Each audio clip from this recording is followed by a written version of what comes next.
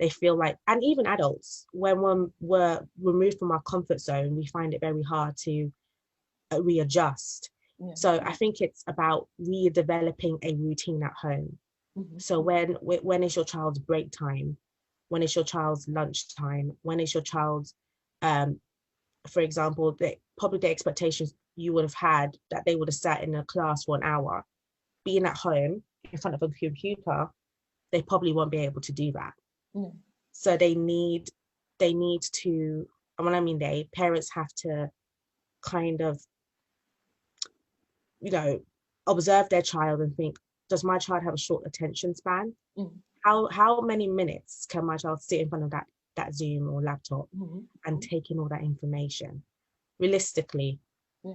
probably 30 minutes, depending on your child. Okay, so I'm going to make sure that I can add breaks within that, Yeah. or I can, or it depends on the school, because I've been teaching online since lockdown. So that was December. We had to teach online. And there are some students, even high attaining students who are very studious, they were struggling. Yeah. And parents communicated to the school, like, okay, my child is finding it very difficult. So we understood. Yeah. And they were able to catch up with the learning in their own time. They still did it, but in their own time. So I think it's really important to communicate with the school. If you're homeschooling solely, you have all the time in the world, the flexibility to add in those moments and add in a moment of play. Yeah. I personally feel, I've spoken to some of my friends who are parents, and they have told me they've actually gotten to know their child a bit more. Just a little bit more, and just take advantage of that. Yeah. Well, I guess like when they go to school, parents will not pay attention to how long is my attention span of my child and how well is he or she able to get the information and all of that, because we're sending them off to school and the teacher will take care of it, if we're honest with it, and then we help them maybe with some homework, but it's still not that we're really concentrating on how that learning works for them. And I think this is actually really quite interesting to be able to now see that, because that's an information that will be really helpful for us, whatever age they are. Like I know, for example, my son doesn't have a very long attention span. So I know that, I probably have to take that in consideration when we do homework in the future and all of these things. So I think this is definitely a nice part, that we have the opportunity to be closer to them. But yeah, it's putting challenges on us moms that we are part teacher, even though I know that we're kind of supporting them while they're learning, and school is still doing that part, but still there is the teacher element. So maybe you have some advice there, because I know a lot of moms struggle with the fact that, first of all, I think teaching your own children is always more difficult than teaching other children. But then we just have no teacher experience and no clue what to do, really. So what's your advice? So it depends. I would first get familiar with the curriculum that my child is learning.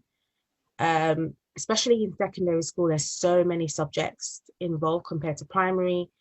So as a teacher, I usually have learning objectives. So it's working towards, working at. So the expectation that I expect the majority of the people in the class to work at.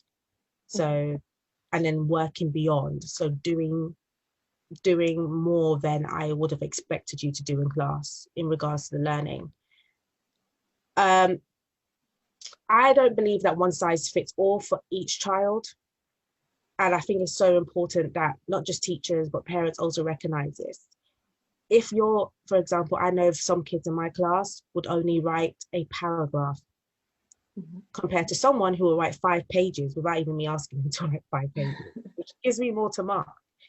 But I know that individually, these children have reached their milestone. I know that, good. He has written a paragraph. This is awesome, because a couple of months ago, he didn't even want to write a sentence. He didn't want to pick up a book. So great, we are making progress. So I think it's identifying, just like how when you have a baby, a newborn baby, and you have these milestones, and you're like, okay, my child has ticked this milestone, ticked this milestone. So identifying those milestones with your child I think that would really help the parent guilt as well, because it's like, oh, how come this child or his sibling, maybe you have more than one child, his sibling reached this milestone, and how come this child didn't? So it's setting smart goals. Also timing. I think I mentioned that before, but timing is so important. Having those short bursts of time. So if it's a writing exercise or if it's maths, like when I grew up, I did not like maths. I didn't like it. What do you write? I didn't like maths. I could write an essay for hours, but if you told me to figure out an equation, I'm just like, I don't want to do it. And it took a lot of, you have to do it, you have to do it, you have to do it. Make it a fun environment. Children can sense your stress. Even me, sometimes when I'm teaching for hours on end, and then I have a very lively class that comes in, they can tell my energy has shifted.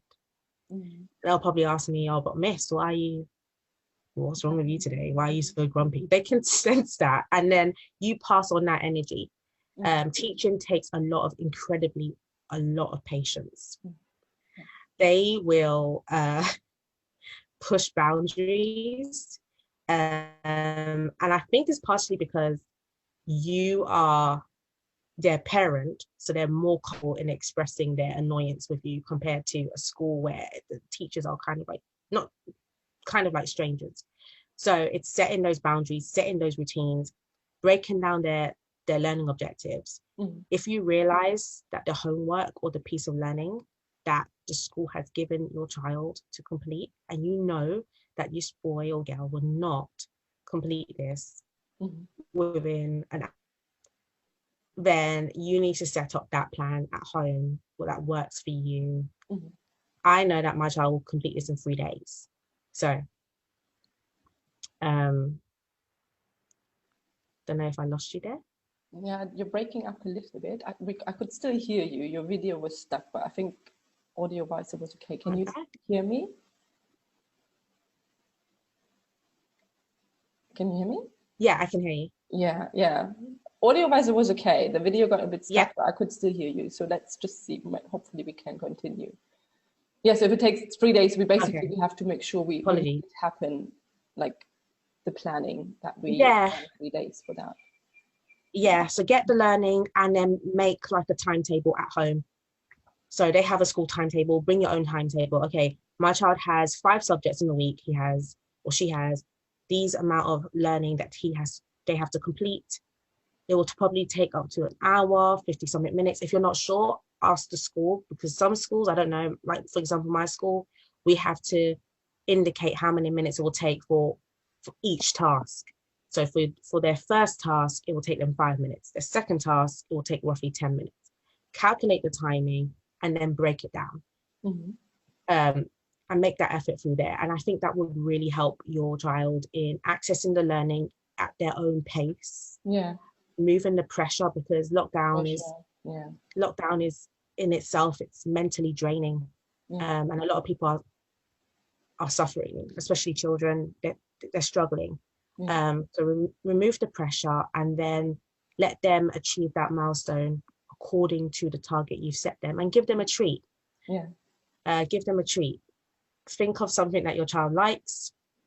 And if that means, for a teenager, if that means don't talk to me for an hour because I just want to binge watch Netflix series, then give them that them that treat. Like, you know what, if you're able to do this within 3 or 4 days, I will give you this treat.